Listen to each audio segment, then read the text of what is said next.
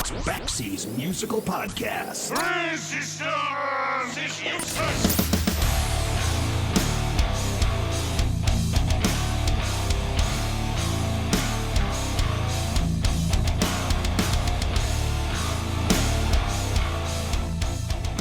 Over the years, the record industry has taken a real smack to the face. Between digital streaming, consolidation, the evaporation of record stores, the high cost of concert tickets, times have changed dramatically. For those of us who are still passionate about music, especially the stuff that we love, these are weird times. On one hand, music is pretty accessible, but discovering new bands and seeing them live, not so much. For some, music isn't just something that's tangible that you hold in your hands anymore, and that's a shame. However, there was a time when that wasn't the case. And in order to understand what happened today, you need to understand what got us there. Before there was the internet and social media, people would discover music on the radio or through fanzines or through word of mouth, and you could see those bands without having to spend $3 to do it. Those were the days when record labels ruled, and back then the labels would beat the hell out of each other to sign the next best thing. Or the next big thing.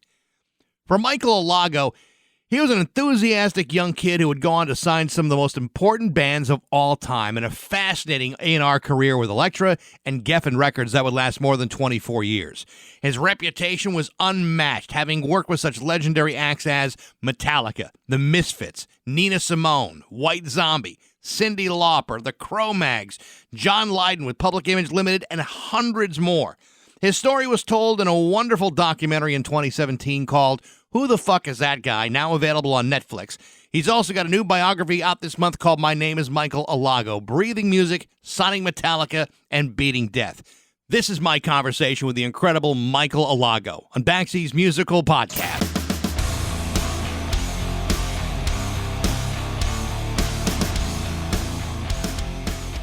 Sorry to catch you in the middle of a walk. My apologies for that. Okay. No, there's no apology necessary.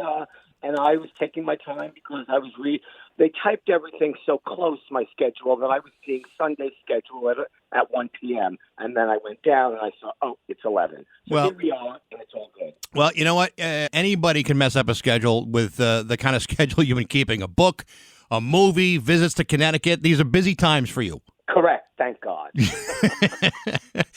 I saw the documentary about a week or two ago. You know, Who the Fuck Is That Guy? And my first impression of it was my mother would never have allowed me to go out on a school night to see bands. I don't even think she'd let me go to a public library. Never mind go see have the experiences you did at 16 years old. At a young age like that, you experienced, I think, something that a lot of people could never even dream of doing. Going out, going to clubs, and seeing some of the most amazing music ever made. Well, I guess I was lucky. Don't ask me why, because my mother took very good care of me and my sister Cheryl.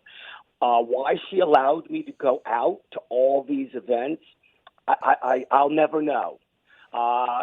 She said her prayers every night to St. Jude and lit a candle for me. I think that's partially my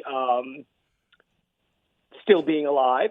And it just happened that way. And it was like, if you did good in school, you were allowed to go out. Keep in mind that going out as a little 16-year-old that looks like he was 12 and a half into the city on the Bowery, where it was dangerous. But, I had no fear at that age. Right. I wasn't even thinking about it. All I was thinking about was getting on the B train from Brooklyn into Manhattan and going to where the music was. And that's what I did my whole life. You and I are not that far apart in age. So, and I grew up in a very... I turned 60 in October. So I'm in my almost my mid-50s. So, I grew up in a very suburban area, almost a rural area of New England. So my experience as a kid and your experience are very different. One, I didn't have the access to that kind of music until I was in college. But when I remember seeing like news stories about the kinds of music that was being played in New York at CB's and Max's Kansas City, and certainly stuff that was being played in England, I don't know if people remember how shocking some of that music seemed at the time, because the time was really about a more corporatized type of music that was out. It was much more palatable for people. But this was almost a shock to the system for a lot of the country to see this kind of music being played.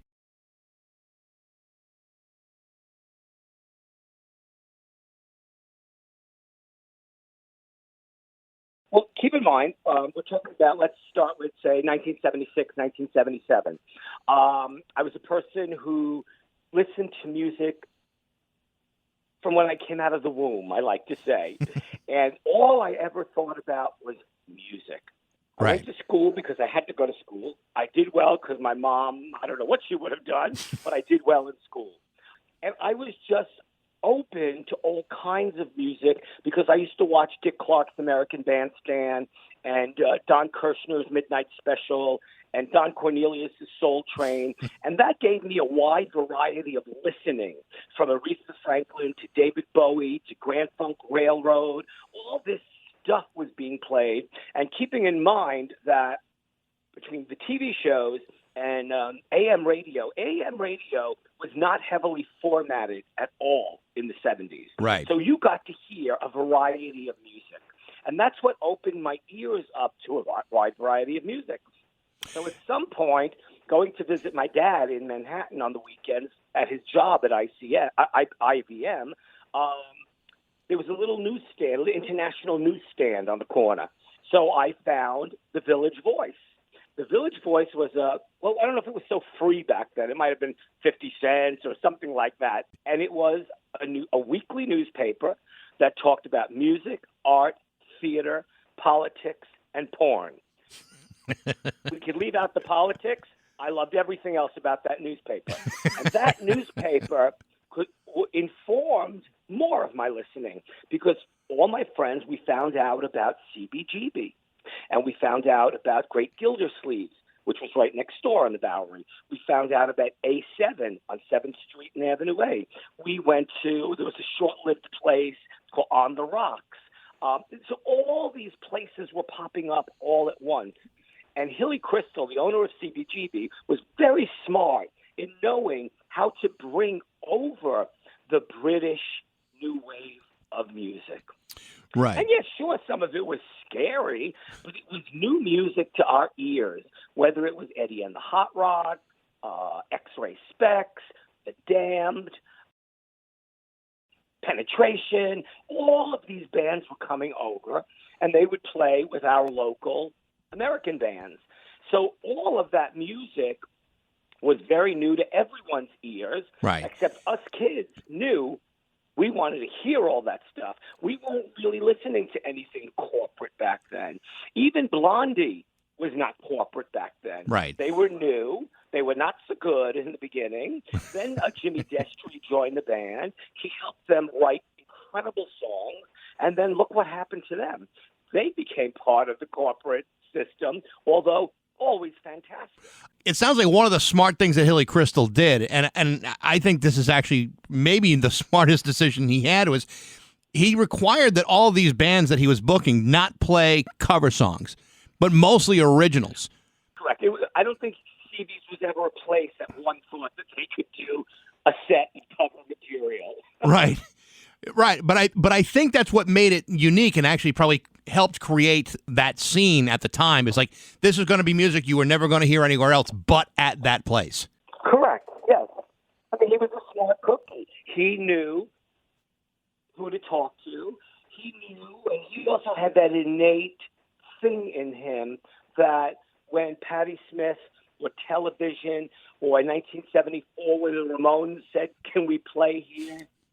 I don't know. He just knew to say yes. Right. And then look what happened. Incredible stuff. So the big bands for you in during that time. I know, like, you were a big fan of Stiv Bators and the Dead Boys, which is one of those. I never got a chance to see them, and the closest I ever got to seeing Stiv live was Lords in the New Church. But by then, I had to go to Chicago to see that show. But I don't know if people ever got a real good understanding of what a tremendous performer he was live, and especially during that time. Even the movie, just the scene with the baloney on his shirt That's you Oh, can't that was- you can't beat rock and roll like that. Yeah, nobody is that innovative these days, you know. And I always tell young people, and a person like yourself who just said, I wish I could have seen them then. Well, sometimes the beauty of technology helps us with all that stuff. So you go to YouTube and you type in Dead Boys 1977, And you see you're it. going to get a variety of extraordinary clips. And if you have a big video screen or you watch these things on your smart TV, you're not watching it on a small screen. Not that it's, the same, but you know what? It's great that you could see all the stuff that you wish you could have seen back then. Right. And it's all there, which I love, because I want to sometimes go back and reminisce. I wish I could see Steve again. So I do the same thing. I go to YouTube and I go crazy for the day. Yeah. And I do this, and I do the same thing. I mean, it's almost like why not? it's the public library my mom would have let me go to on a school night. That's really what There you go. YouTube has become. That's the extent of it for you. So your first real job in music was at the Ritz in New York. I know that was a pretty important moment. I mean, it really started your musical career off. What was it about that club that was so exciting at the time? Well, that definitely was my first job in the music business, which was sometime in 1980. The Ritz was opening in 1980. I was working on Astor Place, which is the equivalent of East 8th Street, the building, the Ritz, which is formerly known as Casa Galicia. It was a Spanish dance hall. I was walking down 11th Street to get lunch one day. I looked over. I saw a sign that said, like on a little 8x10 white piece of paper, video club opening. So I decided, I'm going in here. So I went in. And like I talk about it in the movie, I talk about it in the book, it was like The Wizard of Oz, in that this man was standing in the balcony, and he said, "Kid, what do you want? We're not even open yet." And I said, "Listen, I would like a job in a music venue." He said, "Okay, just can you drop off your resume?" I said, "Oh, no, I don't have a resume. I go to the School of Visual Arts, and I work in a pharmacy down the block." I don't know, Jerry Brandt found some humor in that. Jerry opened the Electric Circus in the 1960s. He discovered Carly Simon. Right. He discovered the voices of East Harlem. He worked with Sam Cooke and Muhammad Ali. I didn't know any of this. This guy called me up to his office, and he got a chuckle out of me not having a resume and telling him what I did. So we start talking about the Great American Songbook from days gone by, up to everything that was being played on the radio. And he just looked at me and said, "Kid, I'm going to give you a job. You're going to open my mail, you're going to get my lunch, and you're going to answer my phone." How does that sound? And I'm just like 19 years old, and I'm like, that sounds great. So I thought to myself, wow, I'm in the music business. And you know what? I was a young kid starting in the music business. So I did all that stuff, but I listened like a sponge.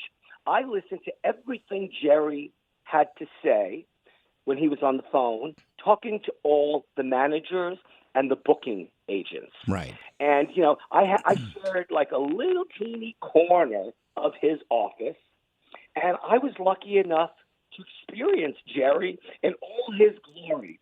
So, when he was talking to Roger Davies on the phone about the return of Tina Turner, Jerry was convincing them, you're not going to a bigger venue. You're coming here to do 5 nights. And, those were the exciting things about the Ritz. That one night I could say to Jerry, "Oh, I really want to book Black Flag here." And he would just look at me, shake his head, and said, do it. But the point of this is that I learned a lot in those first 3 years of working at the Ritz. So at some point, I was able to speak to a booking agent and talk to them about ticket prices and what the band would get paid, because we were like trying to fill up approximately 1,500 seat room. Right. So that was my early days, and that helped catapult me into other things. And that just simply was I started working for record companies in 1983, and I did that for the next 22 years or so. So the Ritz was an extraordinary place. There was no place like it. So what was that moment where you went from booking the Ritz and all of a sudden? I mean, did you seek out record company employment, or did they wind up seeking you out? No. I was going out with a young man named Mitchell Krasnow, and good friends as well. And I said to him at some point, I've been here 3 years, but I feel something. I feel like there's more to the music business. And he said, well, Michael, my dad, Bob Krasnow, is leaving Warner Brothers, and he's going over to restart Elektra, which was basically, how do you say, in the crapper. He's so crass about it. And he said, I'm going to tell my dad about you. So he told his dad about me. I had an interview with Bob Krasnow at Elektra. I had that same conversation with Bob that I had with Jerry. We started talking about the Great American Songbook. We started talking about contemporary music that day. And the other plus was Bob was an art maven. So we started talking about the up-and-coming art scene in the East Village. Right. And we had never met before. And I think he was impressed that, and this is not ego, it's just, I think he was just impressed that as a young person, I knew a lot. So he said, time to go, shook my hand, and he said, I'll be in touch. 2 weeks later, he called me back. He also said, I like you, and I'm going to hire you in the A&R department. Trouble was, I had absolutely no idea what A&R meant. So I had to ask friends of mine. It's in repertoire. And I later find out that that's the most important department at a record company. If you don't have great artists and make great records, then you got nothing. So that's how that all began. So before you wind up signing Metallica to their first major label, what was the first band that you signed or tried to sign before that? No, sure. I was young and inexperienced in 1983. I was just, like I said, I also was listening to a lot of phone calls that Bob Krasnow was. My brain just stopped working. Like I said, I was also listening to Bob Krasnow's phone calls.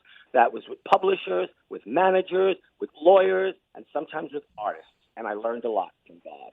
The first band that I signed was some friends of mine.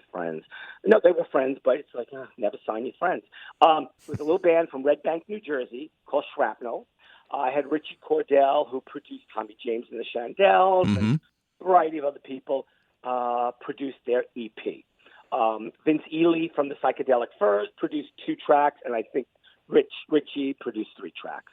And it was good. But you know what? I hate saying this. Good ain't great. You know what I mean? Right. Over 22, 25 years, I heard a lot of good, but you can't sign good because, you would overwhelm yourself, you would overwhelm the company, and there goes all your funds. So I learned how to really focus myself.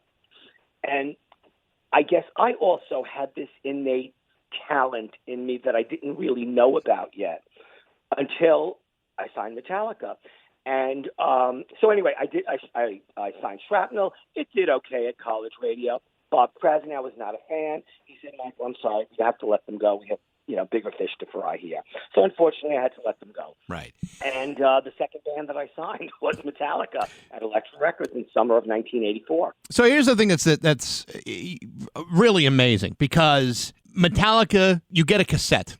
And I don't know how crude it was or how close it was to Kill 'Em All by the time everything was said and done. But there was something on that cassette where you say, that's the greatness I'm looking for. Was it like a fully formed idea at that point, or did you just see something in the future with them? Right. Okay. So there was a confluence of things happening. I'm going to go backtrack 1 year. It's 1982. I live in Brooklyn. Lemoore, the heavy metal capital of the world, is 7 blocks away from my house. My friend Phil Cavano, who's in Monster Magnet, we go see Metallica in 82.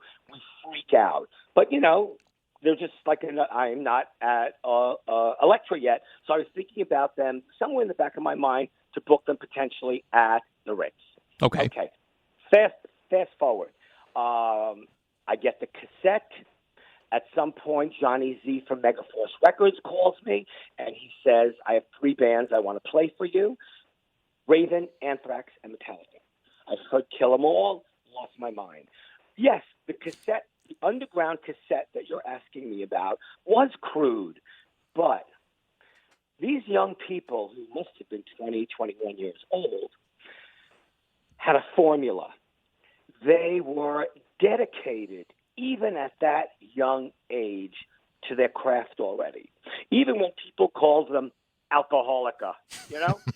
So I get to Elektra, it's 83. I have to do a West Coast visit to see a bunch of bands. I know Metallica playing at the Stone in San Francisco.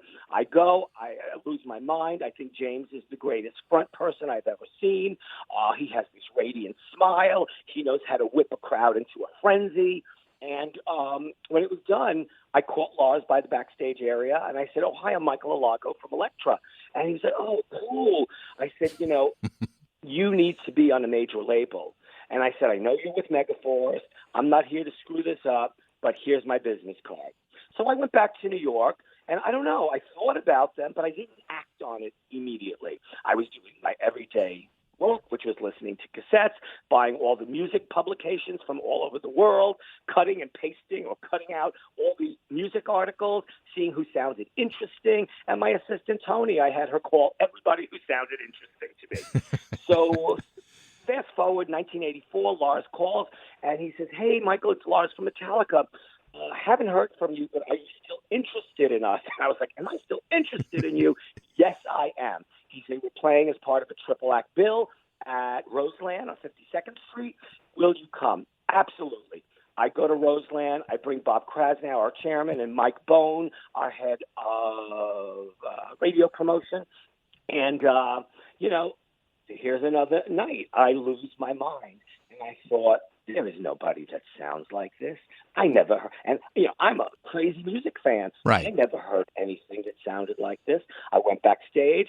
I reintroduced myself again. The other Metallica were like, "This guy's a record executive?" Because, I'm 23 years old. They're like 21, 22 years old. I have like a ripped T-shirt on and jeans. I certainly do not look corporate. Right. But Lars was like, "Guys, this is Michael Alago from Elektra Records." So we had a good laugh. Next day they came to my office. We had Chinese food and beer. I had Bob Krasnow come into the conference room, very corporate, shake their hand. And he said, "If Michael wants you here, I want you here." Now, I don't know if Bob loved them, but I think Bob trusted me enough as the A&R person that if this did well, it was going to blow up. So Johnny Z was not happy with me. But what happened after that was his business affairs people talked to our business affairs people, and they made an extraordinary deal. And you know what? Everyone walked away happy. In the end, money talks. And, we were able to do for Metallica what a little label who had incredible energy, and the label itself had incredible talent, but not the funds and the finances to take them to the next level. So my signing of Metallica brought them to the world. It helped change the landscape of heavy metal and rock and roll and what people were listening to. Everybody then wanted their own Metallica, but that doesn't happen. Right. So there are versions, and there are other people out there then that are great, but not Metallica. So I've been in radio long enough to remember a time, and my first radio station was a AOR rock station in Milwaukee, and back then there was this relationship between record labels and radio, where record labels were trying desperately to get their songs played on radio, but Metallica was almost an anomaly because this was a band that was selling a ton of records. There were a ton of people going to their shows, and they probably couldn't have bought their way onto a radio station in the Midwest if you paid them. And yet, all of us who were working at the radio station were huge fans, and could not understand why, as an industry, we couldn't take a chance on a Metallica when we knew that how great they were live and on vinyl and all that stuff. It's such an anomaly that Metallica were able to almost overcome the obstacle of radio back in the 80s. Well, you're exactly right. That's exactly what happened. They were playing, before they even got signed, to an underground metal scene that loved them from the get-go. So that underground metal scene helped move them forward. And that created a groundswell, and that created more and more people coming back to see them. So when Kill 'Em All came out on Megaforce, everyone was thrilled. They then started making Ride the Lightning. We then picked them up. Now, at that point, they had created a groundswell that was insane. You know, something like that. I don't know when the last time something of that extent happened in the metal scene.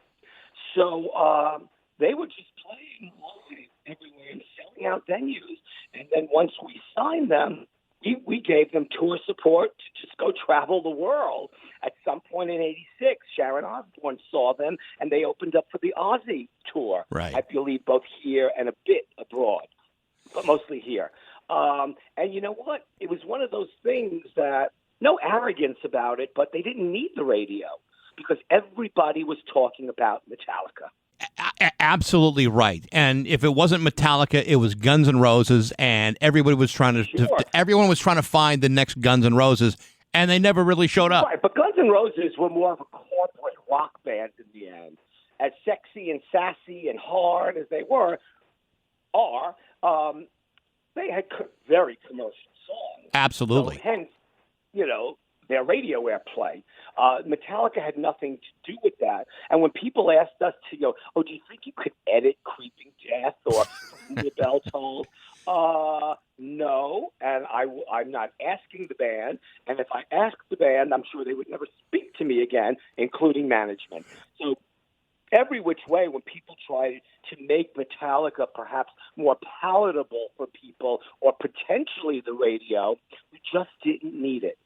I think the album or the EP that really hooked me was the 598 EP. 598 EP. To hear songs by Killing Joke and the Misfits and King Diamond being played with such brutal honesty in the way they recorded, it was like, in the same way you got triggered by the early music of your life. To me, this is like, I got to find out more about all of these bands, and it's exactly what wound up happening with me and my relationship with Metallica. Well, isn't that great that you listening to the 598 EP informed you about, I'm going to buy this Killing Joke record. I think I need to hear more of the Misfits, and so on. So they did us all somewhat a favor for all of us who didn't know about King Diamond back then. Right. And of course, with my obsessiveness, I can't just buy one Killing Joke record. I got to buy all of them. Yes, you do. Yes. I understand obsessiveness when it comes to music. That's exactly it. We touched on a little bit about the music industry and its relationship to radio, and obviously in the 80s, it's a much different world than it is now. And like I said, trying to get a Metallica song on the radio probably was never going to happen.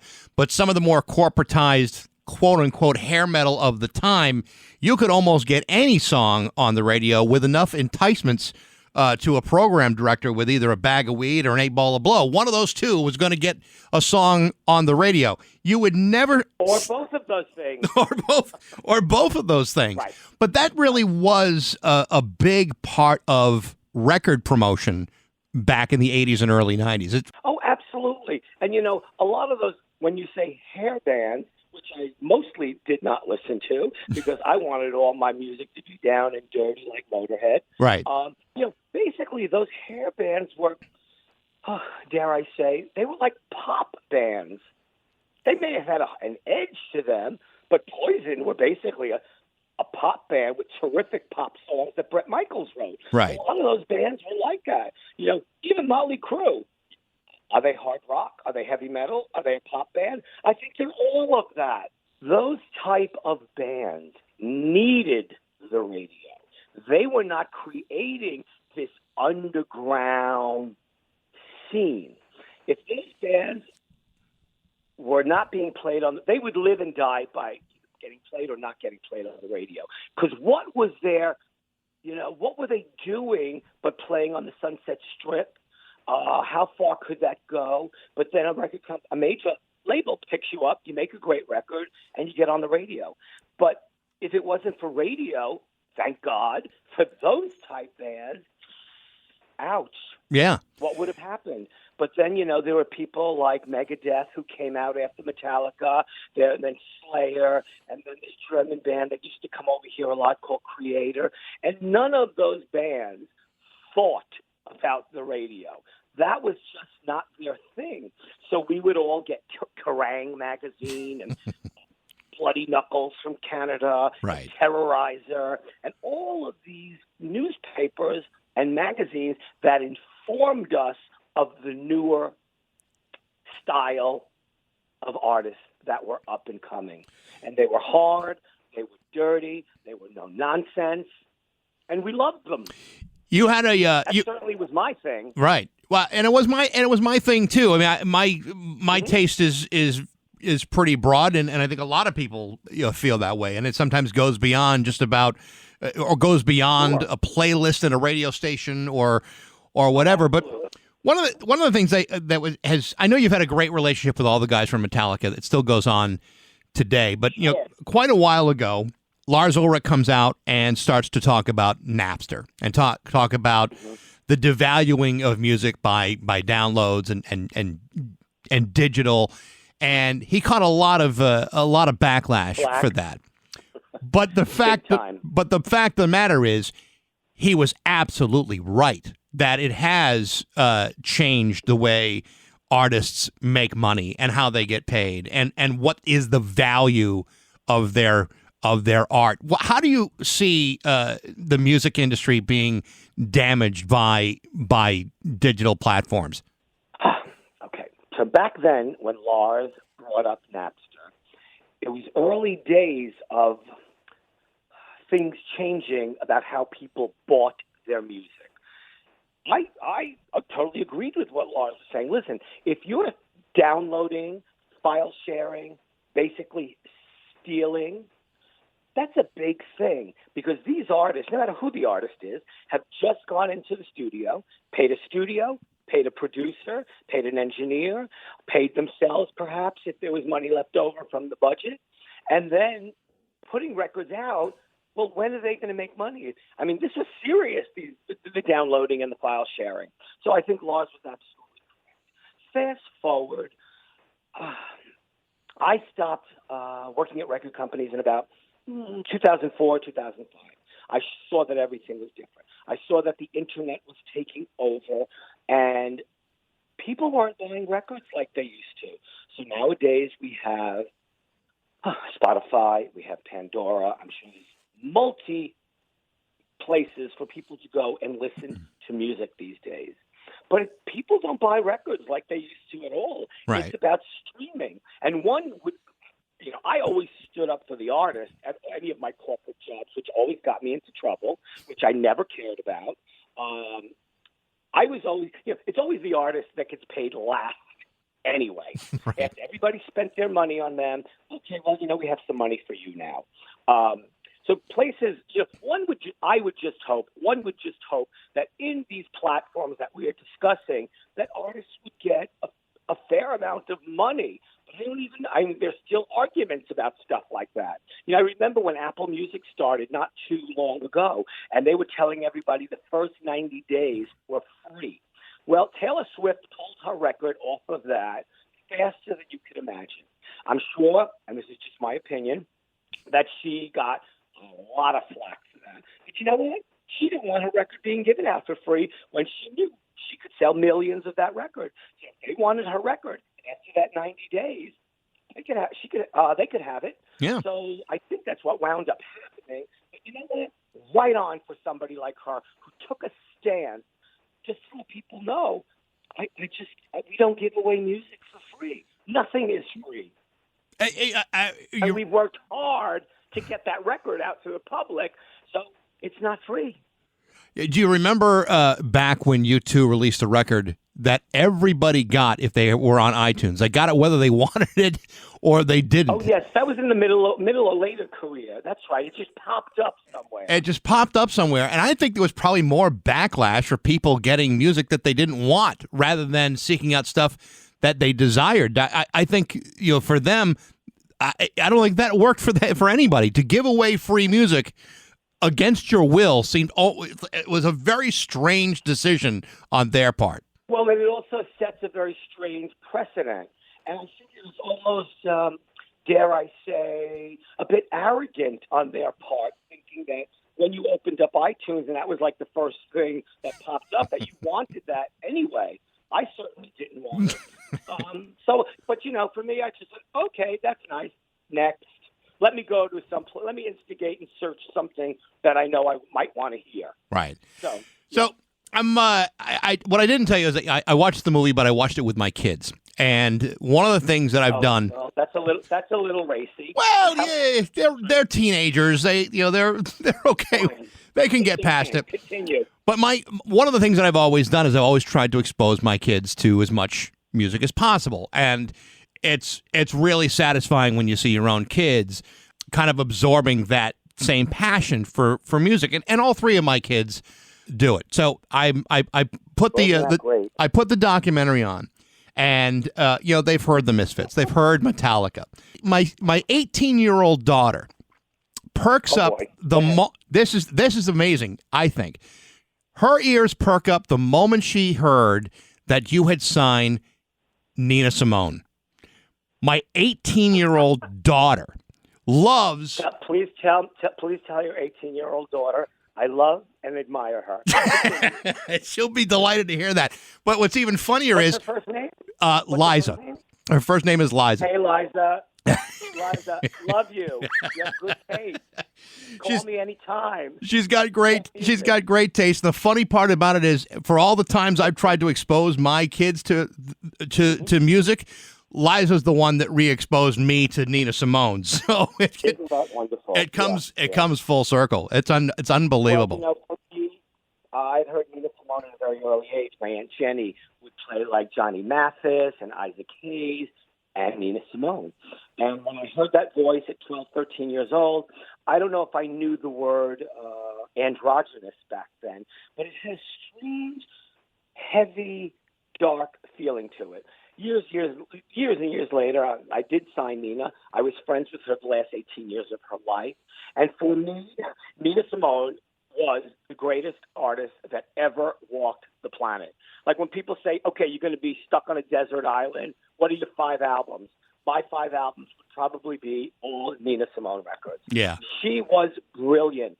She knew how to get to the heart of the matter of a song, whether that was Bob Dylan's Just Like Tom Thumb's Blues or Here Comes the Sun by George Harrison. She sang the heck out of those songs, and you thought, if you didn't know, wow, did she write those songs? And then later, in very recent years, Bob Dylan was getting a award from Music Cares.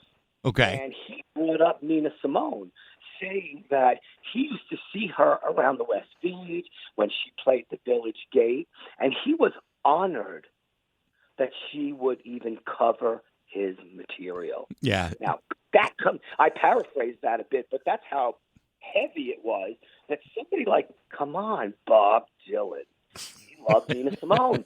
So, yeah, for me, Nina Simone was just the greatest ever. And again, if you weren't able to see her or hear her in her lifetime, she passed in April of 2003. Go to YouTube. Go turn on Mississippi Goddamn, Here Comes the Sun, Just Like Tom Thumb's Blues, Emergency Ward, Feeling Good. Everybody knows Feeling Good. Everybody sings Feeling Good now. Michael Bublé, everybody sings Feeling Good. But if you listen to Nina Simone, Feeling Good, you will lose your mind. Absolutely. The greatest.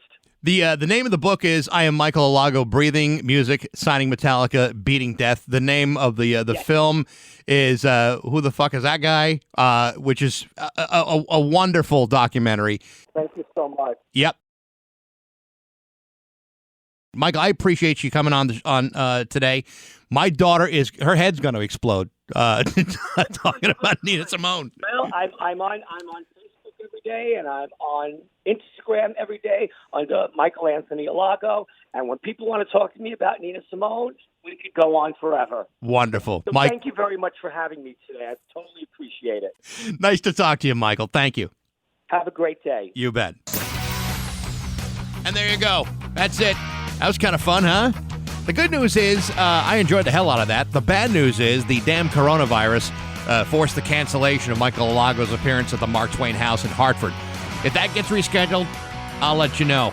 You can reach me at BaxandRock102.com. We'll be back next week for another exciting episode of Baxi's Musical Podcast. Thanks for listening. Hope to have you come back next time.